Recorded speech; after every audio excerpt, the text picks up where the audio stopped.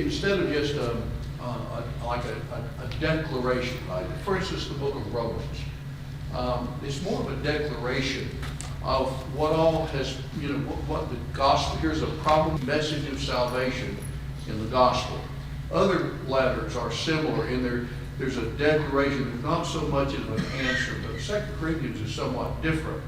And so let's go back and just notice where we are and look back to my plan is for us to simply to cover chapter 11, 2 Corinthians 11, and stop. If we cover it the way I think we can, that probably will take all of our time. But it will be interesting, I think, based on some of the things that Paul says toward the end of the letter, to keep in mind where he was when he wrote and when all of this occurred.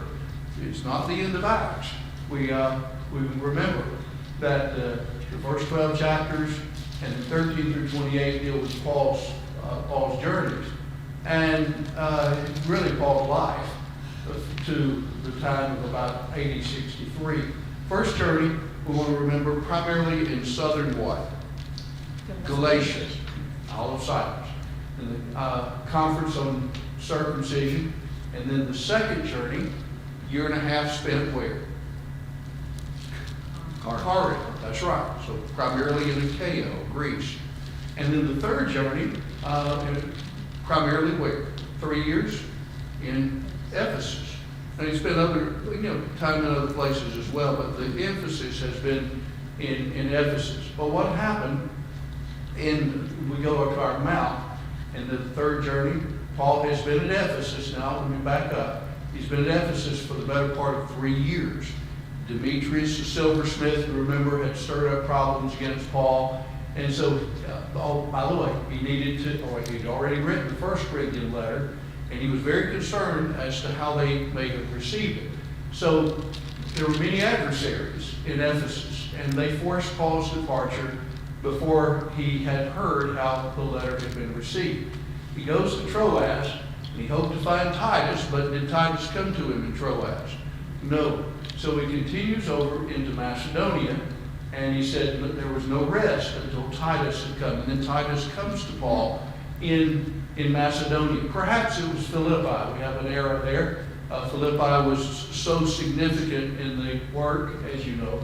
And so Titus brings a good report from how things were going in Corinth, except the fact that some denied Paul's apostleship, and there were other problems. So Paul then writes the 2 Corinthian letter from somewhere in Macedonia, perhaps Philippi. And he mentions these things that we've discussed, the narrow escape from Asia. That's due to Demetrius and others. The reception of the person who was disciplined, likely the man who had his father's wife in chapter 2. But really the first 7 chapters really deal with the defense of the gospel he preached and his fellow laborers. And then 8 and 9, he encouraged them to continue on to make up the contribution that they had promised that they would be involved in a year before. And where we are now, he exposes these false prophets or false apostles, and he compares his credentials to theirs. In chapter 10, he answered some of it. In chapter 11, boasting, that he called as foolish boasting, is a good part of what he's doing. So here's where we have been, and I'm going to fast forward through chapter 10, which is where we were last week, and we're going to come to chapter 11. Now, on the slide here, this is the best I can do in dividing it. Paul talks about his godly jealousy. Well, first of all, he defends his apostleship by foolish boasting. Sometimes we think about that idea, it's never right to boast. But what had happened is people were calling into question Paul's credentials. And so if they had actually been successful in deprecating him as an apostle, what did that do to the gospel he preached? That's right. It completely negated. So he had to defend himself as an apostle in order that the message he preached would be received as the Word of God. So all of that was significant. And so in chapter 11, evidently there were some false apostles, deceitful workers, he describes in 11, who were maybe saying, kind of like in Acts 8, Simon went about saying he was some great one. Evidently they were doing some of the same thing. And so Paul juxtaposes his own credentials to what they were claiming theirs were.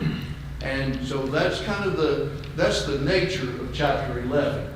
He begins by talking about how he was jealous with a godly jealousy because he had espoused them as a pure virgin to Christ.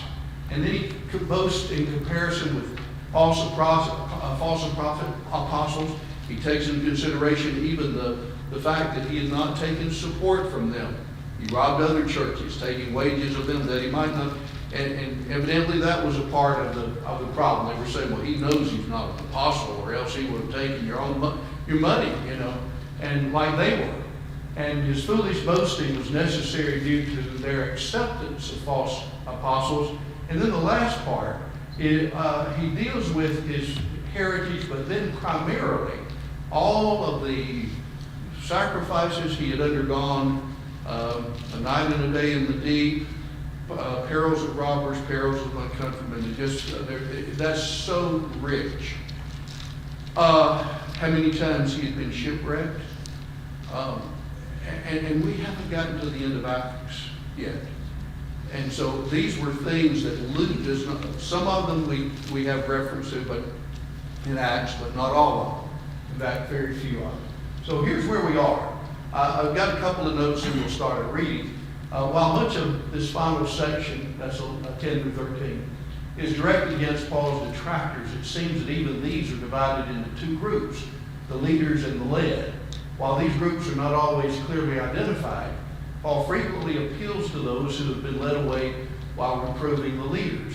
The chapter continues Paul's defense of his apostleship through what he considers foolish boasting. And he continues it through part of chapter 12 down through verse 13. It was obviously distasteful to him, but it was necessary due to conditions at Corinth. He engages in something similar to what he said in the 10th chapter was done among those who are not wise. That involved comparing himself and his credentials to his detractors. So we don't do that, but in this case he is relative to showing, how he'd actually suffered for the cause tremendously. All right, so let's start out by reading the first 4 verses here. Lottie, if you would. 2 Corinthians 11, 1 through 4. I wish that you would bear with me in a little foolishness, but indeed you are bearing with me. For I am jealous for you with a godly jealousy, for I betrothed you to one husband, that to Christ I might present you as a pure virgin. But I'm afraid lest as the serpent deceived Eve by his craftiness, your minds should be led astray from the simplicity and purity of devotion to Christ. For if one comes and preaches another Jesus whom we have not preached, or you receive a different spirit which you have not received, or a different gospel which you have not accepted, you bear this beautifully. Yeah, in other words, look, people have come in among you, and they're not really true apostles, and you just receive them like they're the best things since sliced bread. And so since you're receiving them, then I'm going to kind of get on the same level and show you what I've done. Bear with me a little foolishness, he says in verse 11, chapter 11, verse 1. And the reason he's doing this is given in verse 2. He was jealous. Now, we usually associate jealous with, jealousy, work of the flesh, and so on. But in this sense, he's not using that as anything wrong. He was jealous over them. He did not want, he wanted them for the Lord and not for who? These false apostles. Yeah, yes, sir. It's like God is a jealous God. That's right. And that's the sense he was jealous. Exactly right. When you, as God owns us, we are servants. We belong to God. We were bought with a price. Therefore, glorify God in your bodies. 1 Corinthians 6, 19 and 20. So we were bought. We were created by. We owe God.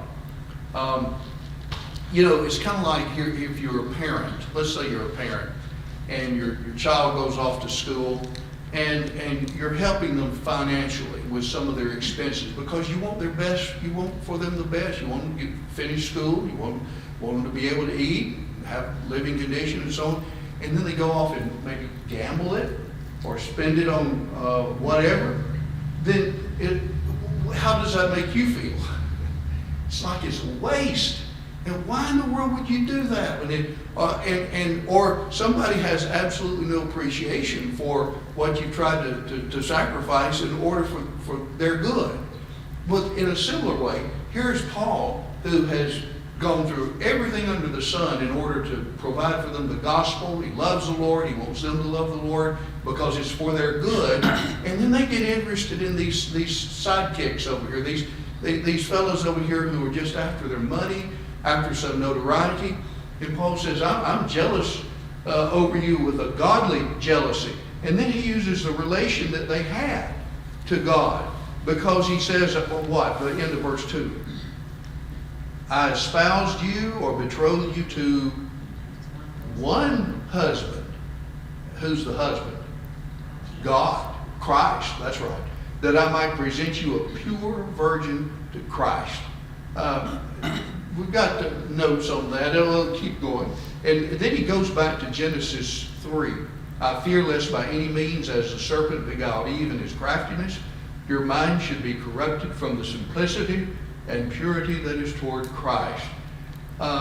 This is an interesting idea. Some people say, well, I think Paul lived, and I think Jesus Christ taught a lot of good stuff. But that idea about somebody speaking through a snake, that's hard for me to stomach.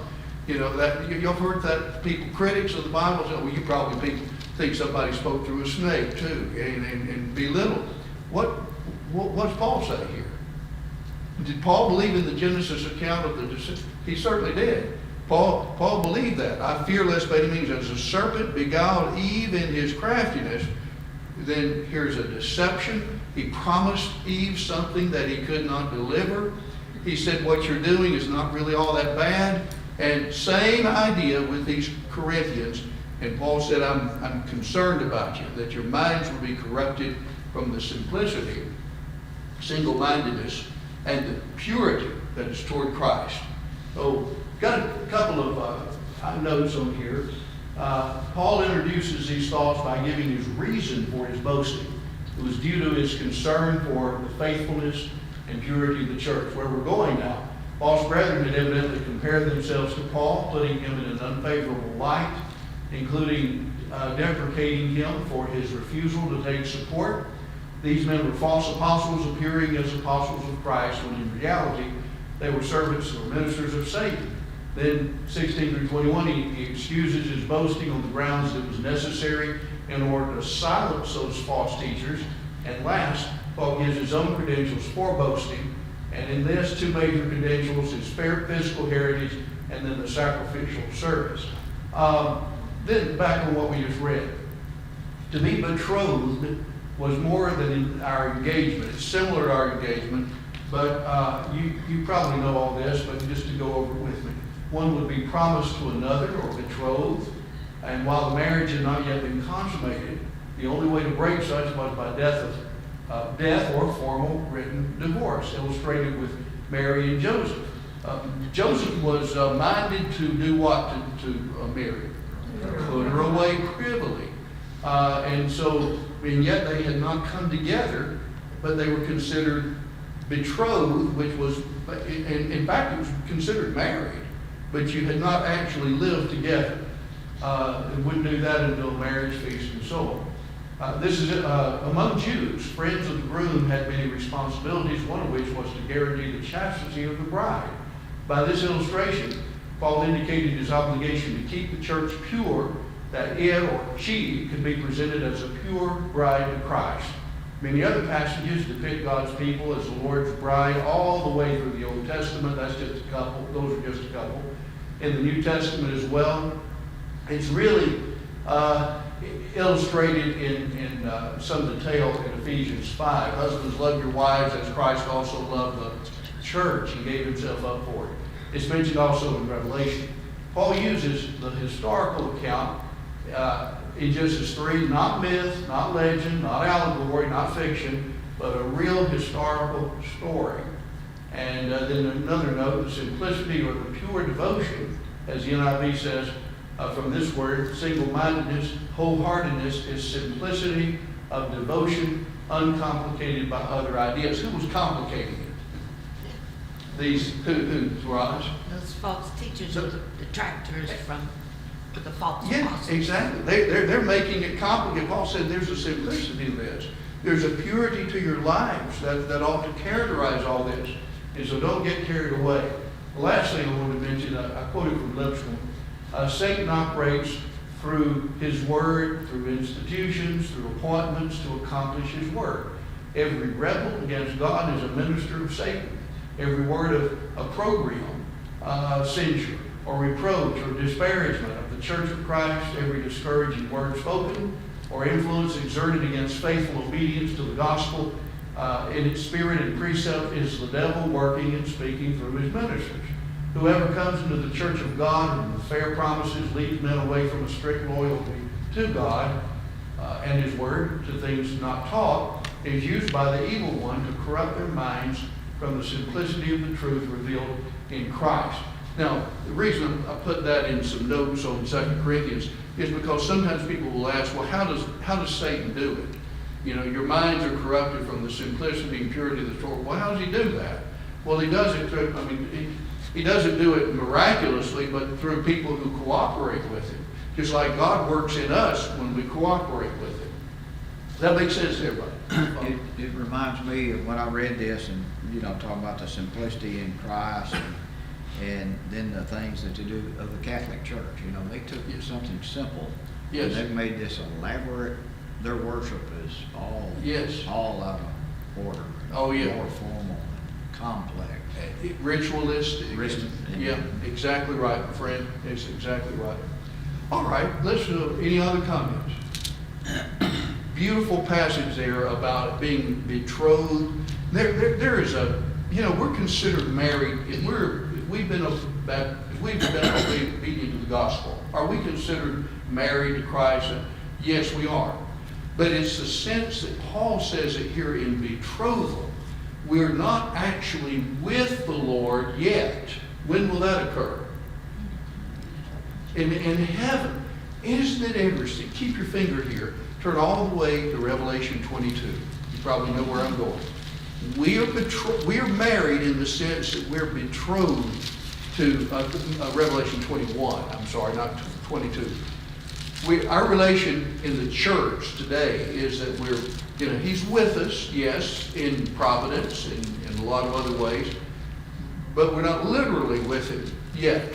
But you'll notice in 21, Revelation 21, I saw a new heaven, a new earth. For the first heaven and the first earth are passed away, and the sea is no more. I saw the holy city, New Jerusalem, coming down out of heaven from God, made ready as a what?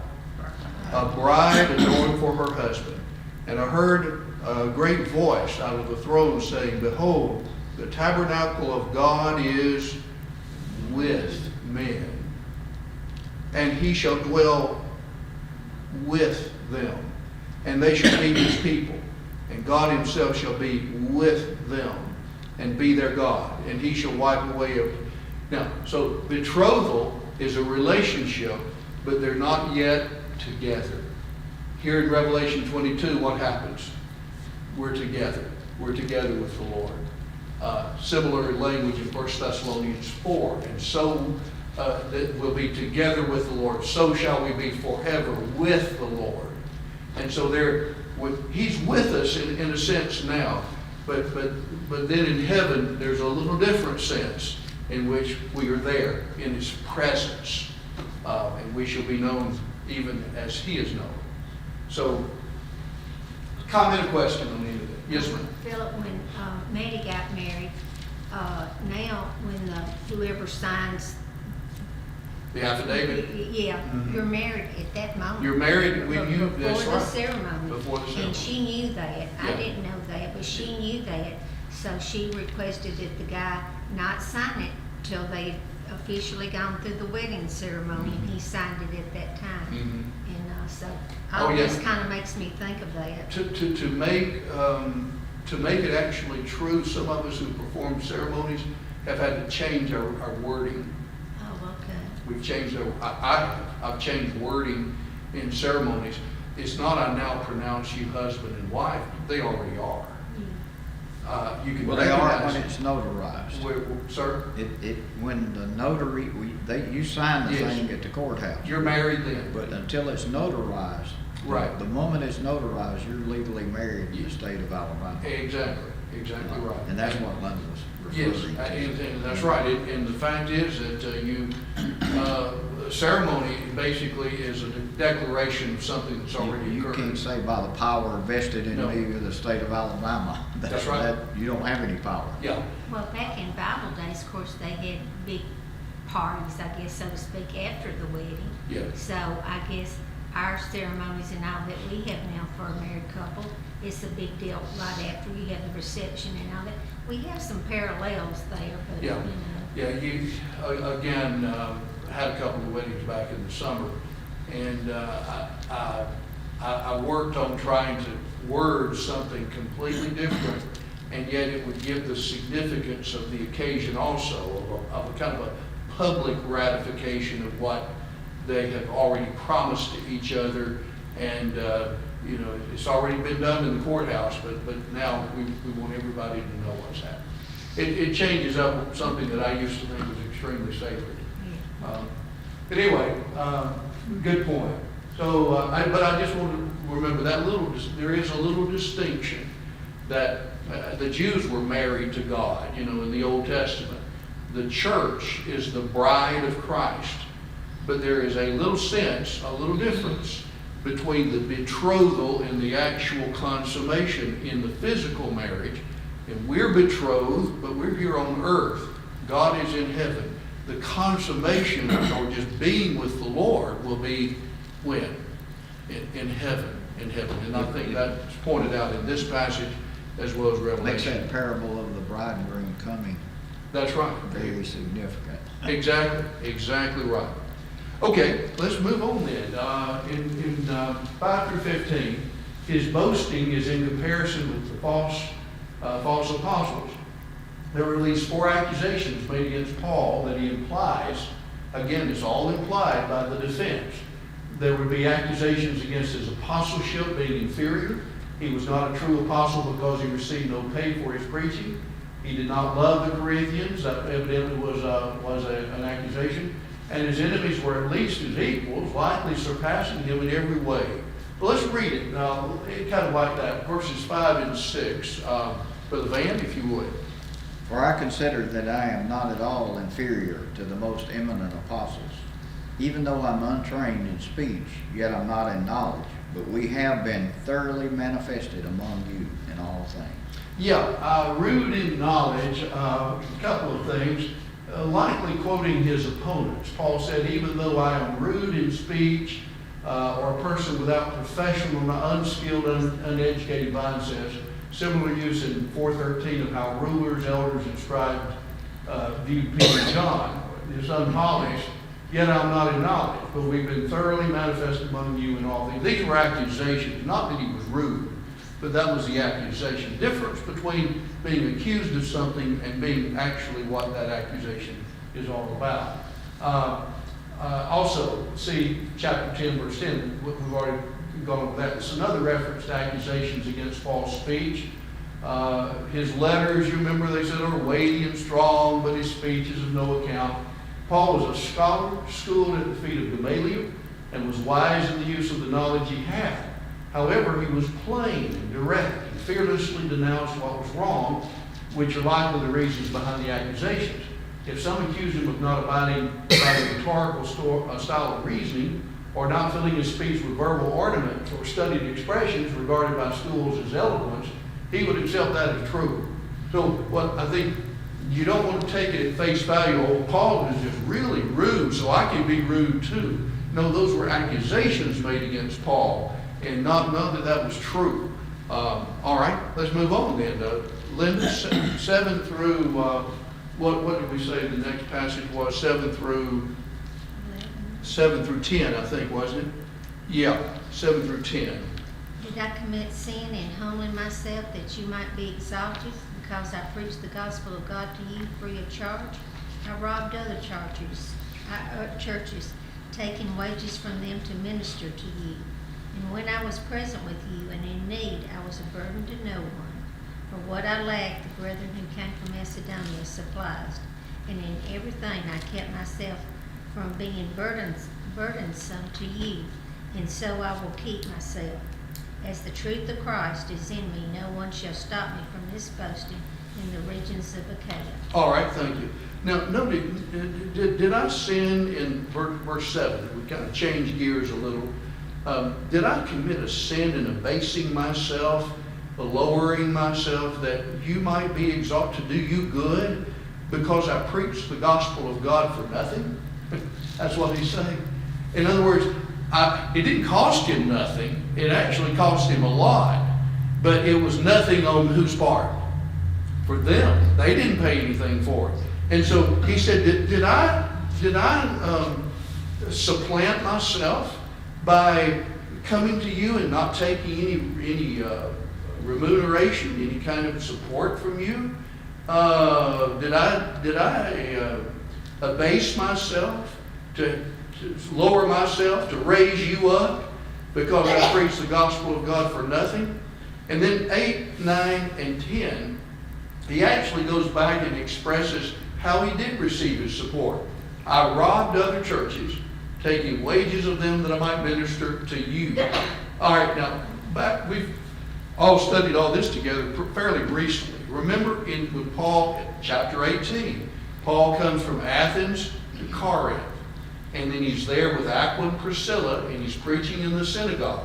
But then what 2 men come from Macedonia? Silas and Timothy. 2 things we want to remember. They bring a report about the Thessalonians, and they also bring support for Paul. And so in Acts 18:5, when they come, he devoted himself to the word. So he evidently leaves off his tent making, and he gives himself to the word there at Corinth. So when Paul mentions here in verse 8, I robbed other churches, taking wages of them, immediately we're thinking the churches in what region? Macedonia, Philippi, Berea, Thessalonica. And that I took wages from them that I might serve you, minister to you.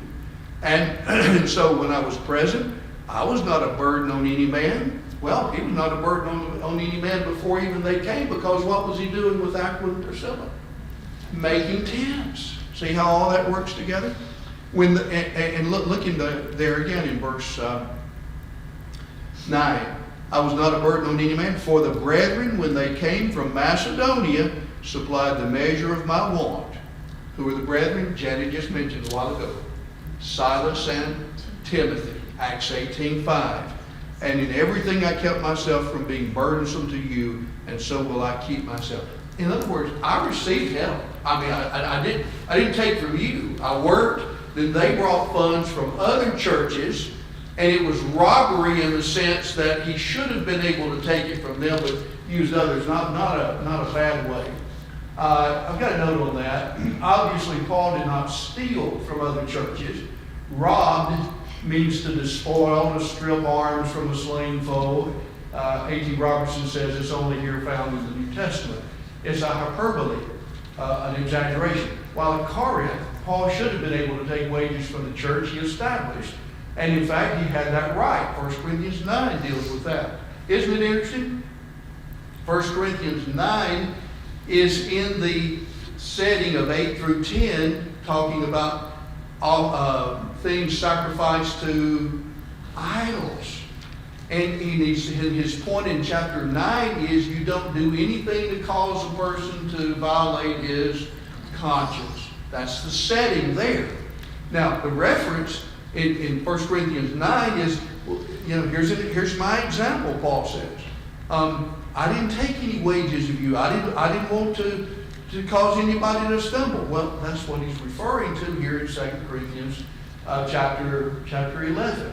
However, since he took assistance from other churches, he took from them what they ought not to have been called on to supply. So it was in that sense that he robbed them. Does that make sense to everybody? So not like a thief, but he shouldn't have had to do that, but he did because he was trying to exalt them. All right, then let's move on then. 11 through that paragraph, 11 through 15.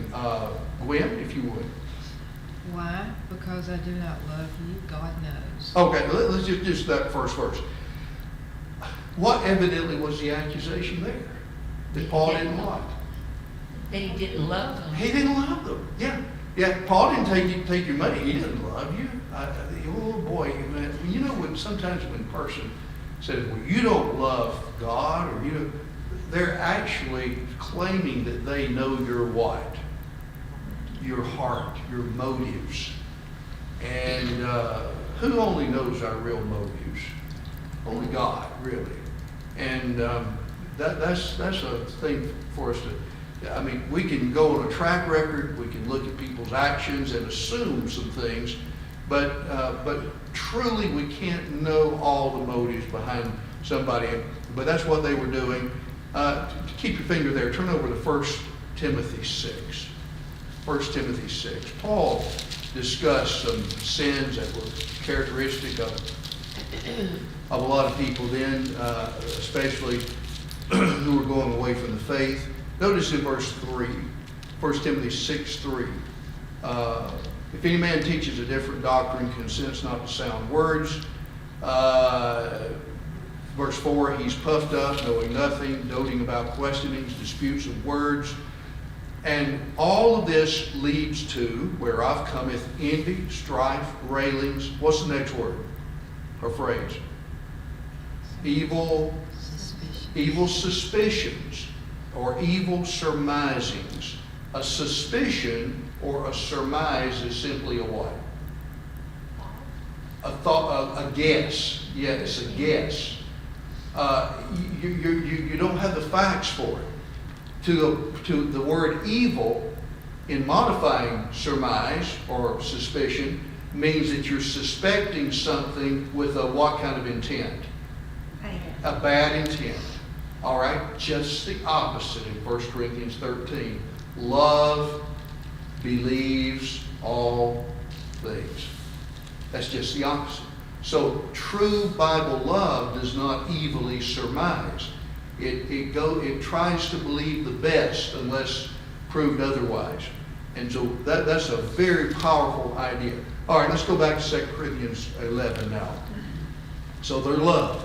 Then go ahead, Gwen. 11 through 15 deal with these fellows, and Paul kind of removes their mask and shows the Corinthians what they really are. Okay? But what I do, I will also continue to do, that I may cut off the opportunity from those who desire an opportunity to be regarded just as we are in the things of which they boast. For such are false apostles, deceitful workers, transforming themselves into apostles of Christ. And no wonder, for Satan himself transforms himself into an angel of light. Therefore it is no great thing if his ministers also transform themselves into ministers of righteousness, whose end will be according to their works. Yes. So they have a form of being what? Righteous. Apostles. But he said they're actually ministers of whom? Satan. Yes. Got a note or two on this. Let's see. We've already gone over that. Verse 12. Paul taught the laborer is worthy of his hire. In other passages, he earlier showed that this applied to preachers, 1 Corinthians 9. Based on this, On more than one occasion, he accepted help from Philippi, with among them and from them, while at other locations. We talked about that. Yet this was not his usual practice. He had not accepted support from the Thessalonians when among them, nor from Ephesus. However, adversaries of Corinth had taken from the Corinthian Christians, 1 Corinthians 9. Likely they prided themselves in doing so, attributing to themselves the status of real apostles. And that's why we're saying that's what they must have done, because Paul here calls them what kind of apostles? False apostles, deceitful workers. This made Paul even more determined not to take anything from the Corinthians, that any appearance of grasping for money would be absent. I don't want to put myself in the same boat that these false apostles are. Yet this created two difficulties that he here answers. First, it gave his detractors another avenue of accusation. Paul's not a genuine apostle because he dared not claim apostolic privilege of financial support. Can you imagine that? Again, it's one of these things, you're damned if you do and damned if you don't. If you don't take the support, that shows you're not a real apostle. If you do, you're just after your money. So it doesn't matter what. Y'all know bragging like that? There's no way you can satisfy them. Second, it hurt the feelings of the Corinthians that he would refuse support from them. He's already answered why he did not take support in 7 through 11. And the point of verse 12 is that if he'd taken support, his enemies would readily quibble about it and bring him down to their level. So he removed the opportunity, as Paul used the word, that they had desired. Another couple of points. In verse 14, Satan appeared to seek Eve's good at the beginning and deceived her. David Lipscomb said he generally comes in the garb of righteousness, pretending to seek the good of those he would ruin. And then the last verse of the paragraph, he plays on this Greek word transformed or fashioned as the American Standard, or disguised in the New American Standard, masquerade in the NIV. To check, when you use the NIV, don't you? Is that what yours has in verse 15? I think is what I had. Did they go around, instead of fashioning themselves, they disguise themselves or masquerade themselves? Transformed, okay. So to change the outward appearance of the thing itself in essence remaining unchanged, Robert Nichol mentioned. Paul identifies their real form or substance. Their fashion or appearance was something else. All Christians should take this to heart. False religious teachers and leaders are not identified by appearance, whether their speech, their dress, their demeanor, their teaching and behavior identify them for what they are. Y'all went up to Athens here a few weeks ago, didn't you? People can speak so nicely to you and have a wonderful demeanor and smooth and pat you on your back and say all kinds of good things and smile at you. But then when you have to measure, you have to determine by what? Their teaching, their words. And, you know, it's just kind of like coaching football. All these coaches have been fired. You know, they speak well, they're good to people, good to the media, good to this. They just can't coach. Or they do a poor job. Well, the same thing with here. They may speak well. And in fact, the Bible teaches in Romans 16, turn over real quick. Keep your finger there. Romans 16, whoever has verses 17 and 18, read it. Romans 16, 17, and 18. Now I urge you, brethren, note those who cause divisions and offenses, contrary to the doctrine which you learned, and avoid them. For those who are such do not serve our Lord Jesus Christ, but their own belly, and by smooth words and flattering speech deceive the hearts of the simple. Yes, flattering speech. They're so good to you. Oh, I'm so glad I have you as my friend. All this flattering speech, but Paul says they're actually serving their own belly. They're serving themselves. And in that sense, they're serving actually whom? Not God, but Satan. Exactly. All right, let's go back to 2 Corinthians 11 now. Philip. Yes, sir. These false apostles, I'm kind of thinking in my mind they came into Corinth. They weren't of the Corinthian brethren. It didn't arise among them. They came They weren't there? I don't know. I don't know of any Verse passages. 4, it may be the oversimplification on my part, verse 4, but if he who comes preaches another Jesus, 11:4. Yeah, and of course, that would be anybody who would come in the Yeah. future, yeah. But to say, I don't know, that's a good question, Brother Van. I don't know if they had been imported, so to speak, or if they were just among the, perhaps, there was a big Jewish element. And it could very well have been that those Jews kind of got against Paul and they were using all kinds of nefarious means to undermine him. Whatever the case, but it could have been, I just don't know. I've got a question too, Philip. The verses you read about where he was saying, I supported myself, Yeah. and it's teaching about being supported, that you can be supported. And there is a group of members of the church that don't believe you can pay the preacher. Yeah. Do you know, do they twist that verse from somewhere, or do they just make that up out of the blue? Do you I have know? heard some who just use Paul's Elphers that that he mentions here. Well, not like in 1 Thessalonians 2, he talked about not being a burden on them. Acts 20, he says, I work with my hands, and they'll emphasize those. And then they will, the ones that I've been around, say, well, we'll preach somebody as he's on some journey going somewhere. But the thing is, one passage you can always think about in Acts 21, Paul, goes up to, mentions Caesarea. And when he comes in on that the final journey, and he goes to Caesarea, there's Philip, who is considered the evangelist, who had 4 virgin daughters of prophets. Philip was an evangelist. And I take it to be from what is stated in 1 Corinthians 9, in the general principle of the right to take it. And really Paul said in 1 Corinthians 9, I have a right to take it from you. Timothy was at Ephesus for evidently several years. Paul left him there. Then when he wrote 1 Timothy, he said, when I was going into Macedonia and left you there. And then 2 Timothy, evidently Timothy was still there. Timothy was at Ephesus. What I'm getting at is located preachers.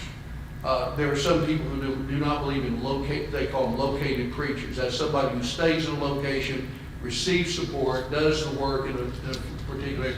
I think Philip the evangelist in Caesarea, Timothy at Ephesus, Paul's statement concerning himself at Corinth, 1 Corinthians 9, shows that not only was it done, but there was a right to it. Yeah. Well, the people I was referring to was somebody that Fanny worked with in Atlanta. Mhm. And they didn't believe in located Yes. preachers. Yeah. But they would support somebody that just go out and do personal Yeah. work. So Yeah. that goes well with what you're saying. Yeah, that's exactly what I've dealt with before.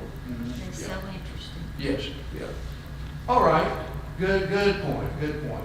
All right, let's move on. Foolish boasting was necessary due to the Corinthians' acceptance of false teachers here in 6:16 through 21. Then that will take us really down to the last section. Sister Eleanor, if you would, 16 through 21. I say again, let no man think me a fool. If otherwise, yet as a fool receive me, that I may boast myself a little. That which I speak it not after the Lord, but as it were foolishly, in this confidence of boasting. Seeing that many glory after the flesh, I will glory also.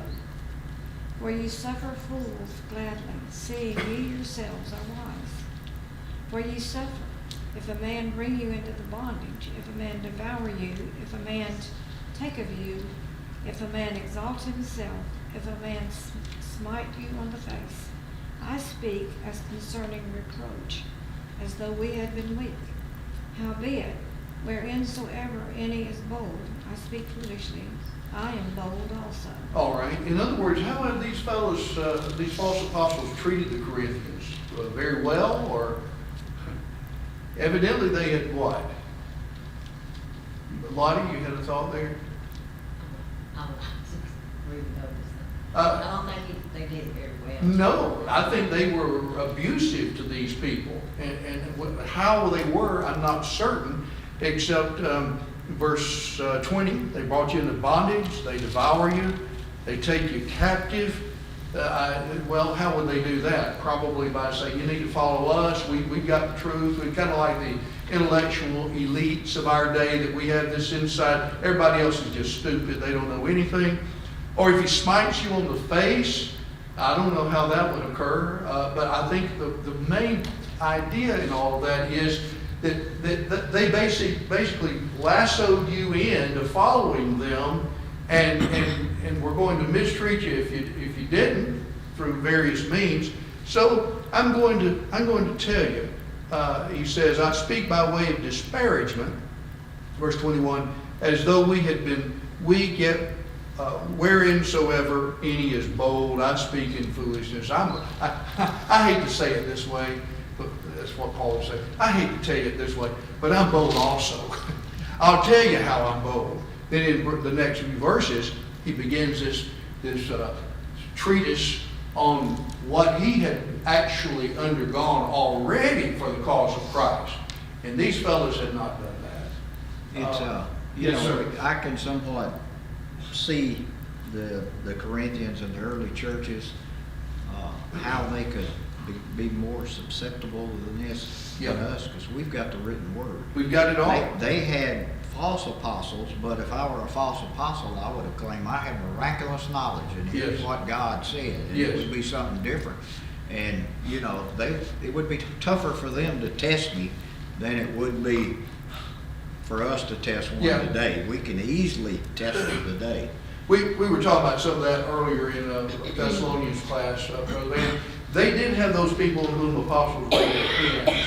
Think about 1 Corinthians 12, they had the discerning of spirits and so on. But you could still, just like people today, we've got the whole word, and yet people are deceived by, we were there last night in 2 Thessalonians 2. Paul's talking about the falling away would come, and he says that these are people, the spirit of lawlessness is already at work and so on, that they're deceitful workers. They have lying wonders and signs that deceive people. And he said, because they have not a love for the truth that they might be saved. They have pleasure in unrighteousness. And because of that, God would send them a strong delusion that they would believe a lie and be down to believe not the truth, but have pleasure in unrighteousness. But then he goes on to say, but you're not that way. We're thankful to God that he chose you from the beginning, salvation and sanctification of the Spirit and so on. And so they did have the apostles and then some of the writers. But you're right, they could easily go away from them. Yeah. Had a couple of notes here. Paul did not want to boast about his accomplishments, but his adversaries, false teachers in Corinth, had evidently done so. And the Corinthians accepted them. And Paul now uses ironic and sarcastic language to allow them to see how foolish they were and accepting those false teachers. He draws comparisons between himself and false apostles, showing how he excelled in his work and sacrifice, Revelations of in chapter 12, and signs. This boasting will continue through 12:13. He introduces his reason for such speech in these passages. This is almost like a prelude to what he does in 22 through chapter 12 about verse 13. In verse 16, Paul had made 3 attempts to begin his glory. First, in chapter 10, he stops to give attention to the empty glory of his opponents. Second, in 11:1, he pauses to express his anxiety for the Corinthian Christians under the influence of false teachers. And third, he stops again to answer the charge of not accepting support. Now he returns to the point and expresses himself fully as far as 12:13. While averring that his course was not that of foolish self-boaster, he tells them that if they think he is, will receive him as such, and bear with him to see if he has not as much of which to boast as those whom they receive their boast. So he said, okay, if you think I'm just boasting, let it go. This is what they've been saying, so I'm going to tell you this. I was reminded, as I was restudying all this, of an article that Bill Lewis wrote. It came out in the Gospel Guardian, I think about 1958. It was when all the stuff on institutionalism was real hot and heavy, and people were castigating people like us as antis. You remember? And you're against the care of orphans. You're against all that. And in that article, that I got in 2 or 3 places. Brother Lewis kind of went back on the history of institutionalism, and he came up to the present. And he had been accused of all that. And he went back and started talking about some things he had done for some people in his own family. You might remember that, Janet. And some things that he in his own family, he basically provided everything that the children needed. When I think it was a brother and it was a sister-in-law died, and then his brother was infirmed and couldn't take care of him, and Brother Lewis took care of him. And he made all those points basically because he'd been challenged. He didn't believe in taking care of orphans. And sometimes when you're accused of that, then it's the same thing. If people can mount an opposition to you, what does it do to the preaching? It destroys the message. And so you've got to hold firm, hold upright this, in a sense, your reputation. Because you can't make people believe things about you, but you got to show the truth. And I think that's exactly what Paul did here in these passages. Williams' translation renders these verses, "Since many boast in accordance with their human nature, I will do it too. For you who are so wise yourselves are glad to listen to fools. You listen to a man if he makes you his slave, or spends your money for his living, or cheats you, or puts on airs, or slaps you in the face. I'm ashamed to say that I was, as it were, so weak in the matter." There's a little irony there, sarcasm. "And yet in whatever respect anyone else is daring to boast, I'm talking like a fool." It's like, I hate to say it this way, I'm talking the same way that I too will dare to boast. And so based on those descriptions, it's likely some of those false apostles had adopted attitudes and behavior of the rabbis with whom Jesus dealt in Matthew 23.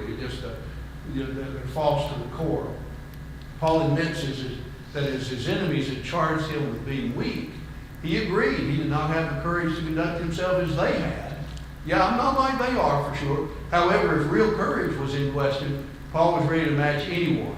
And the next paragraph, 22 and following through 33, it expounds on that as to what he had actually suffered. Here's a warning for Christians. Brethren at Corinth were more patient and long-suffering with false teachers than they were with Paul, who taught the truth. Can it happen today? You know of examples where it happened. It can happen today. Our time is about to run out. Yes, ma'am. I was just going to say, in all those things that are saying, and, you know, we've seen examples of that. If you keep telling people a lie long enough, they'll believe it. Yes, that's exactly right, Janet. You just tell it long enough, and they'll forget about what the real truth is, yeah. And you can convince yourself by doing that same thing. Yeah, exactly right. You just tell yourself, that's right. I tell you what, let's do. Let's just glance and then we'll stop. We won't go into detail. But just notice, 16 through 21, he talks about, okay, this is what they've been doing to you. This is what they've been saying about yourself. So I'm just going to go back and tell you some things that have happened to me. Notice in 22, he basically talks about his pedigree. Are they, and there again, Brother Vane, you mentioned about where they come from. Obviously, there was a Jewish element there. Are they Hebrews? Well, I am too. The seed of Abraham, yes. Are they servants of Christ? Now, are they serving Christ? You can just hear Paul, bro, just shake his head and roll his eyes. I speak as one beside myself. Let me tell you about some things I've done. I'm more in labors and work, and then he talked, so just in sheer work, I've done more. Then he talks about in persecution, prisons, in stripes above measure, in deaths off, we're at the point of death. The Jews 5 times received I 40 stripes, save one. Thrice was I beaten with rods. These are all persecutions. Once was I stoned. Then it actually ends. I put a little mark in my Bible, kind of a closed bracket. That's where the persecution stops. And then all of the other These were not necessarily persecutions, but they were perils that came from his travels, but his willingness to go. Notice, thrice I suffered shipwreck, a night and a day, 24 hours. I don't know about you, but not being able to see land even in a river, like the Tennessee River up where we used to live, is awfully wide. And you get out in the water, you just about can't see land. It's kind of an unnerving thing. And here you are out in the Mediterranean somewhere, or the Aegean, in journeyings often, perils of rivers, perils of robbers, perils from my countrymen, perils from the Gentiles, perils in the city, perils in the wilderness, perils in the sea, perils among false brethren, labor, travail, watchings often, hunger and thirst, fastings often, cold, nakedness. Well, those are all externals. And then what he had going on inside the old gray matter, besides those things that are without what? The churches. His anxiety for all the churches. And then he wraps it all up by saying, well, who's weak and I'm not weak? Who has actually done things that I haven't done? I glory in the things that concern my weakness. The God and Father of our Lord Jesus Christ, he who is blessed forevermore, knows that I lie not.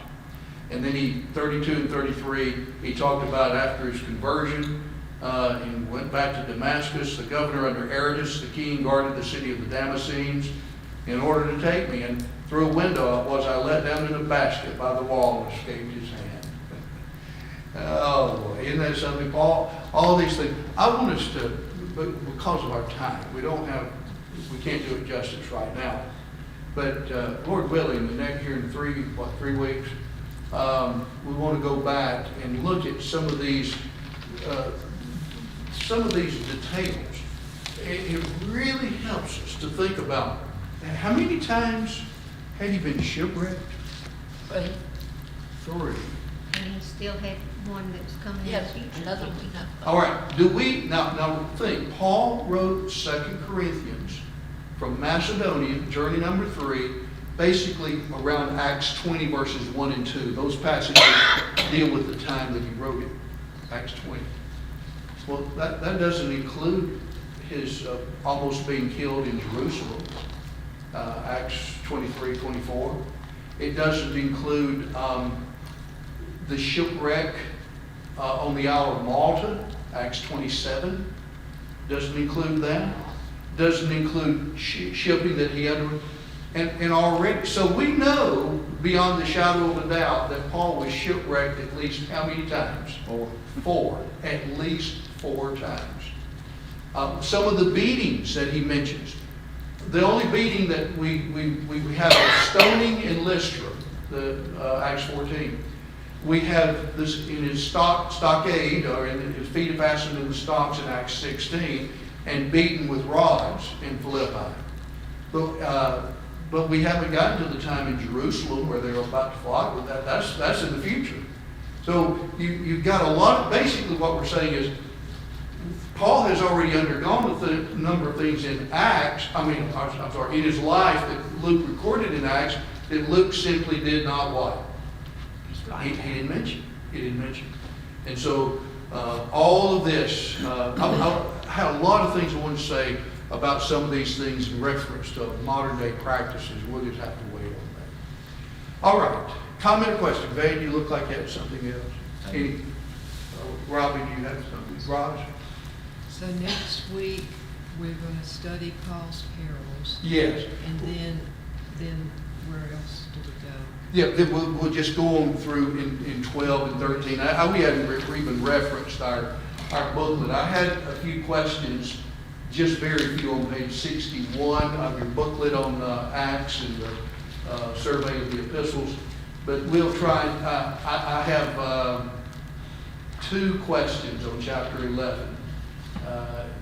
And I didn't deal with any of the stuff we're talking about now. But I did put together a little booklet on 2 Corinthians, and I think I gave it to some of you. If some more of you want it, I can give a couple copies. But Lord willing, we'll miss next week. The following week will be Christmas Day. The following week, so did I say 3 weeks? It will be 3. Is that right? 3 weeks from today? That'll put us at January 8th. Right.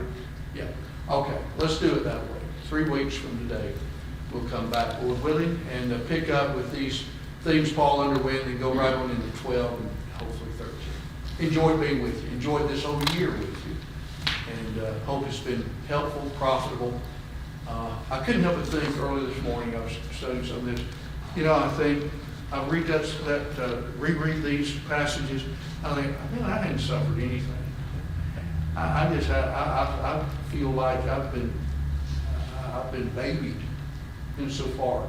And you think about, well, some little problems that occur sometimes in congregations, and people say some things about you. That's nothing. That doesn't even, not a drop in the bucket compared to what Paul underwent. All right, let's have prayer and then we'll be dismissed.